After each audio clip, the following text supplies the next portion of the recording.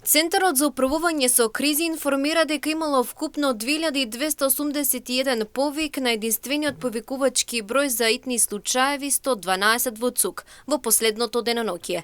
Невремето што го зафати вчера регионот на Свети Николе предизвика штети, особено кај село Кадрифаково.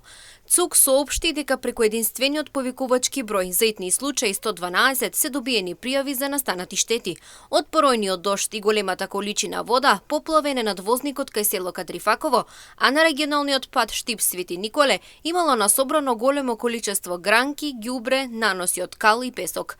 Има и оштетување на патот од поројната вода, при што е направено голема дупка.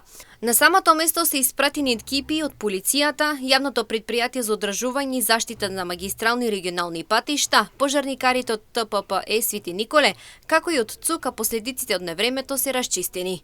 Според УХМР, до петок ќе се задржи променливо облачно и нестабилно време. На повеќе места ќе има појава на невреме со обилен пороен дожд за кратко време, грмежи, силен ветер над 60 км на час и на места град. Затоа на граѓаните се препорачува на внимателност пред и за време на локалните метеоролошки нестабилности.